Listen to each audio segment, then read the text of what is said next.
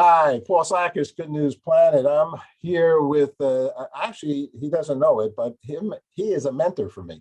He is a man who I have thought very highly with since I started my Good News business, which was 1998. And Jim McCann, who was the founder of 1-800-Flowers, because he was just shaving that day and he saw that business was going out of business. He said, wow, that's a good name, and or something like that. Something like that. And this is for Good News broadcast, for a broadcast about good news, this is the man for this. Now, he might also not remember because it was a long time or whatever, some of his people. I've done many interviews with your company. And one of our mascots, why I'm saying that, is this guy who has been sitting in my little electric, who knew, an electric Volkswagen that I got in Goodwill, the window, since I have a Volkswagen. I have had this guy in there overlooking my TV studios for a long time because I got him from 1-800-Flowers some years ago. You might remember him. I do remember it. How are you? Very good. Excellent. What have you been up to? You're finding lots of good news? You know, the world is full of good news, and that's the good news. And we just need to share that message of people being kind, people farming to make some pepper sauce to go into disabled people, even no less. I mean, there's so many millions of people doing billions. I'm on the billion scale, doing nice things or just not bothering anybody and just going through life in a beautiful way. Jim is the humanitarian philanthropist. He's on the Winthrop Hospital director with the Hofstra Cancer Organization Initiative. And he has been talking the talk, walking the walk for all these years. And that's why I was always happy to interview you. We're going to talk about a little smiles. This guy is a farmer over here from Puerto Rico, carrying water to do some farming. So you're like, for me, I thank you for being who you are and the type of man in a corporation that has done great service in the community. So thank you, Jim. Let's talk about your those kind words, Paul. Oh, this is true talk. Let's talk about this, another outreach that you Smile Farms, nonprofit, growing produce with a purpose on Staten Island. So that alone, just a comment, the name says, all right, you know, a lot of people don't know how beautiful Staten Island actually is to begin with. You know, they know Arthur Kill, I think, and they know other things. They don't know the beautiful beach that's there and other parts of it where something like this can happen, because I think you're doing 22 farms. I'll stop talking now. Jim, you tell us what you're doing over there. And I think you have an event tomorrow on the 4th. We are, Paul. Back up a little bit. The Smile Farms is a project we started about a half a dozen years ago. And it was kind of selfish in the beginning, the way we started, because I'm the oldest of 5 kids. My youngest brother, Chris, 10 years my junior, is now the CEO of Flowers, and I'm the chairman. And Chris and I were always marveled at the fact that people came to work here at Flowers and our other brands like Harry and David and Cheryl's Cookies and all the other food brands we have, were just very thoughtful, giving people. But we didn't have any one thing that we could really sink our teeth into beyond our money, but with our time and our creativity and our resources to really make a difference in. And we have a middle brother, Kevin, and 2 sisters on either side of him, who was born developmentally disabled. Well, the good news for us as a family and for Kevin as an individual is we found a wonderful program on Long Island, which is called IGHL, which takes care of people with developmental disabilities and other disabilities as well. And the fellow who founded that's become a very close friend, and his name is Walter Stockton, and he founded that program over 40 years ago. And so our brother Kevin lives in one of their group homes and has for almost 30 years now, and he's really done well and he thrives. But Walter called us and said, you know, people like your brother Kevin should and could be working in the community, but we can't find them any kind of jobs. But I have a suggestion. And the suggestion was that Chris and I go out and we buy a piece of property, erect some greenhouses, and create agricultural kind of jobs for my brother Kevin and other people like him. And so we did that, and that was 6 years ago. We have a few dozen people work on that farm in Mauritius, Long Island. And lo and behold, they started growing flowers and plants. And we knew they'd be able to sell everything they grew. We know who the buyer would be. And that worked out well. But now a bunch of our restaurant friends started saying, hey, if you could grow me such and such, I'll buy all you can grow. And we started developing more campuses beyond Mauritius. Other agencies came to us and said, we have the same need. And that need is overbearing in the sense that 80% of those with disabilities who are qualified to work, Paul, qualified to work, are unemployed. And so we set about saying, hey, we can make a difference here. And it's had such a good impact on not only Kevin and his peers, but on the agencies we work with, like IGHL. We also work with Free. And now on Staten Island, we're working with this terrific agency of CP Unlimited. It used to be Cerebral Palsy. They changed their name a couple of years ago to Constructive Partners Unlimited, which is, I think, pretty thoughtful. And a couple of terrific people there, Susan Constantino and Joe Pincari, who run that program. And it's a massive program. There's so many people with needs. And these people just step up to the plate and really help a lot of people in their community.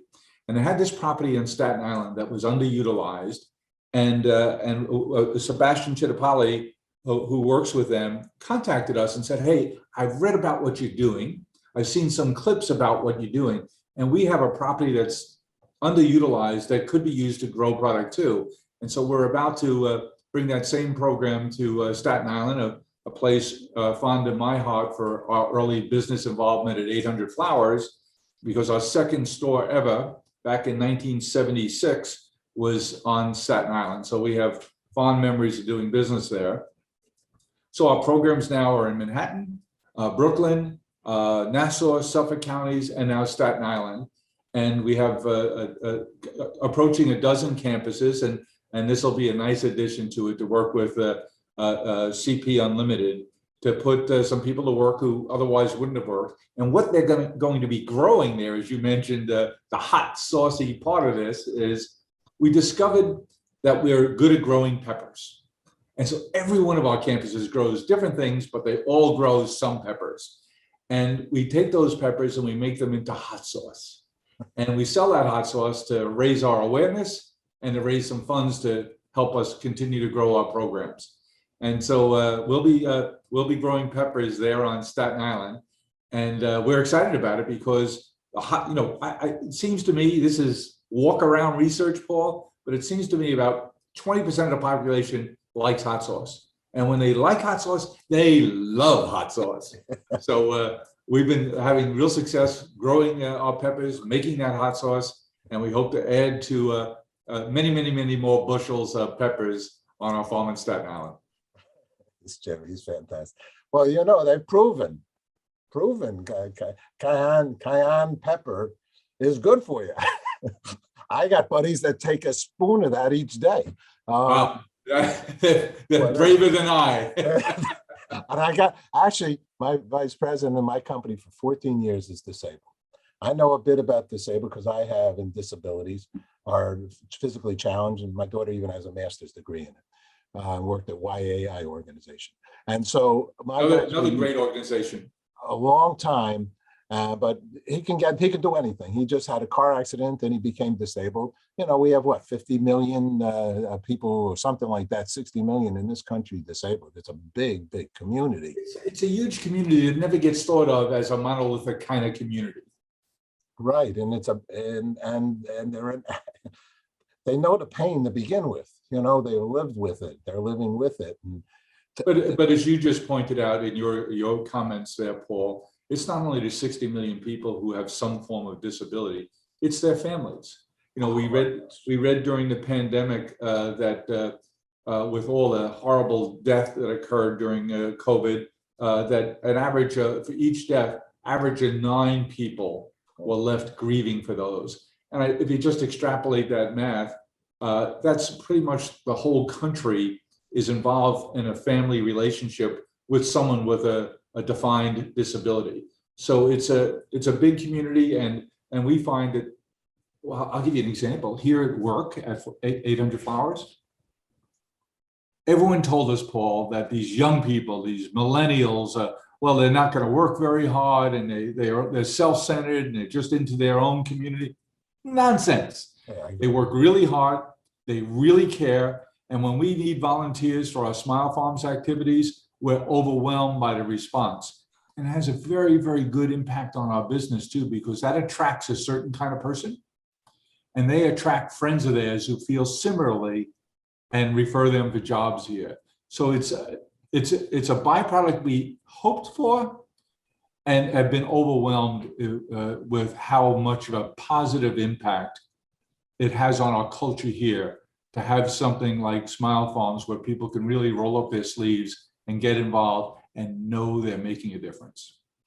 I couldn't agree with you more, Jim. Not totally, because I think a lot of those millennials parents grew up in the 60s and the 50s, and those were days of peace. I did Woodstock, the 20th anniversary, with Richie Havens out of Brooklyn, and it was That must have been a fun peace. project.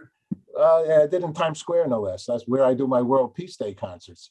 In any case, on September 21st. And so, my daughter and my grandkids made a movie. I have a movie now, Woodstock Forever, Peace, Love, and Hope. It's the peace, love, and hope part of our upbringing that it needs to, as all the good things that are in life, media, I will say, I grew up in the show business, but I went into show business because show business and media is very powerful and can help us immensely to believe in us, not be fearful of the few that are confused enough to hurt you, and open up our eyes that the world is a beautiful place and we should be hugging each other, right? You know it so well. I mean, you're Mr. Hug, you're Mr. Love. So don't ask my wife if that's true. Yeah, well, yeah, we all have our days, but so tomorrow, literally, what will happen in Staten Island? Well, tomorrow we get together with a team there at CP Unlimited. Susan Constantino, Joe Pancari, Sebastian Chittapalli. And what we'll do is we'll do a ribbon cutting. We'll introduce the farmers to the new space. We'll develop our plans for the growing seasons that are upcoming and knit them into our program and try and unlock some of the creative juices there. Get the Staten Island community interested so they're buying the produce and everything else that will grow there. Lots of times restaurants are interested in that we can grow things.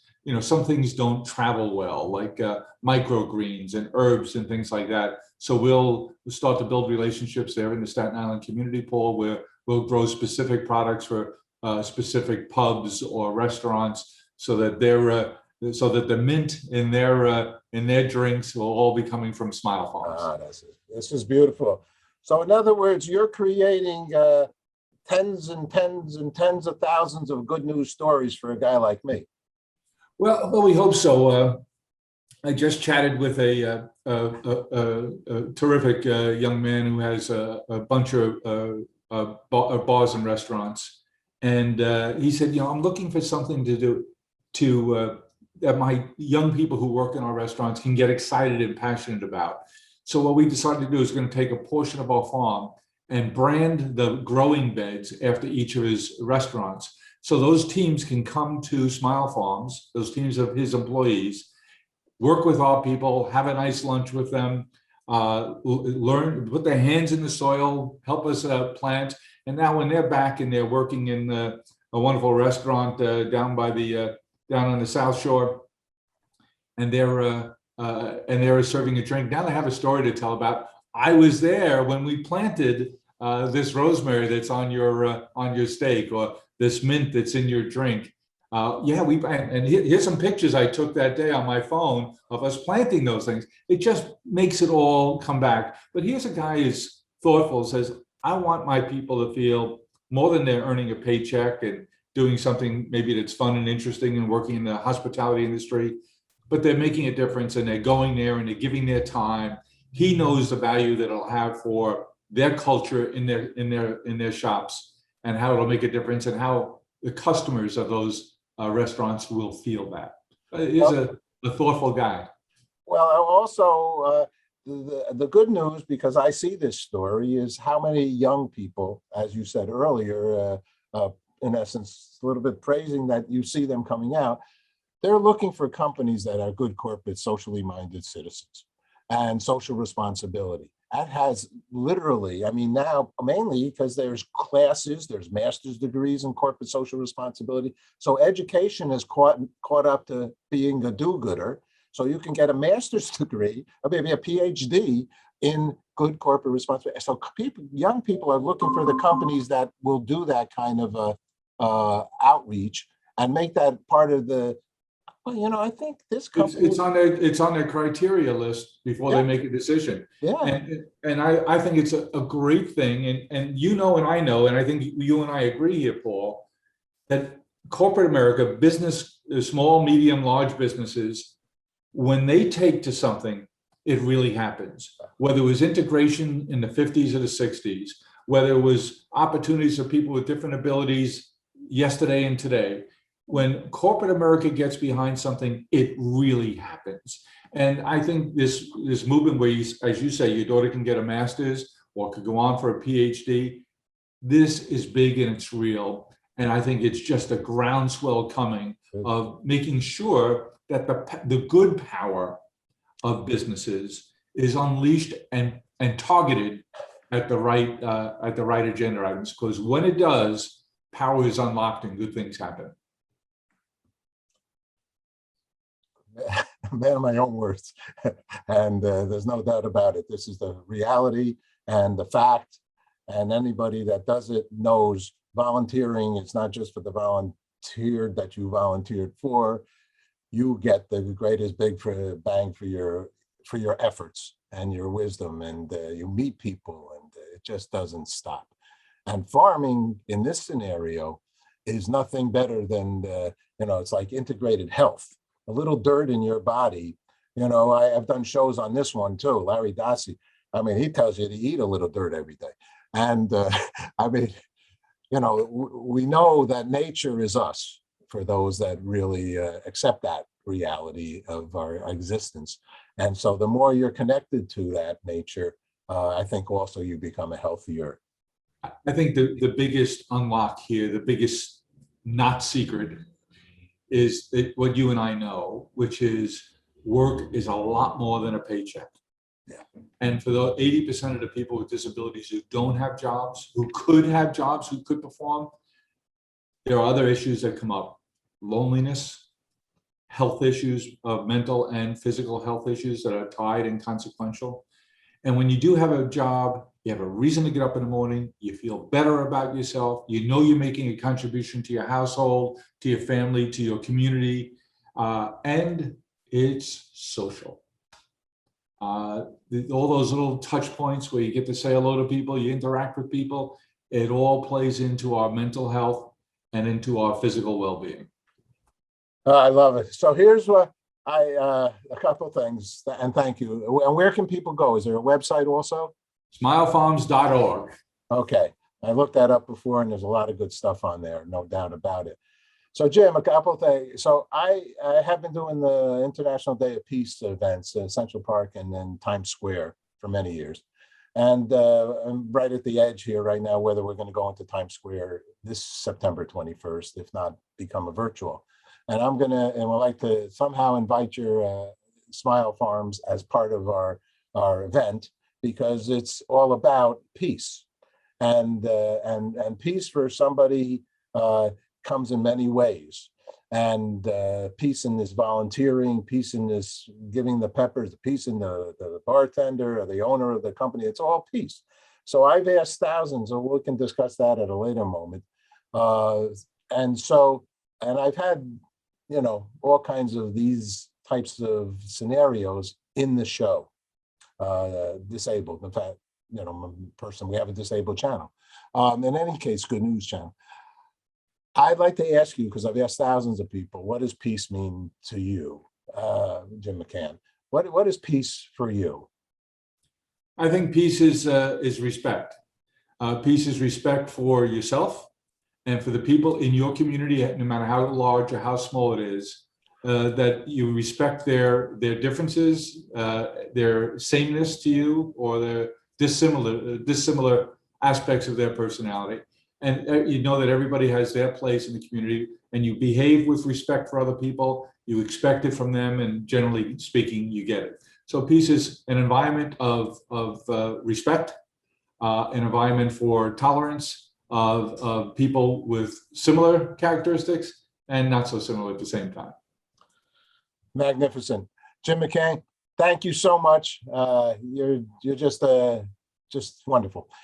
I appreciate what you've done and continue to do, and as I say, you're a mentor for me to see somebody continue on after all these years. Never. It's only been 150 years, but there's more to do, Paul. Because I'm 152, I know it. Jim, thanks a lot. Thanks, Paul.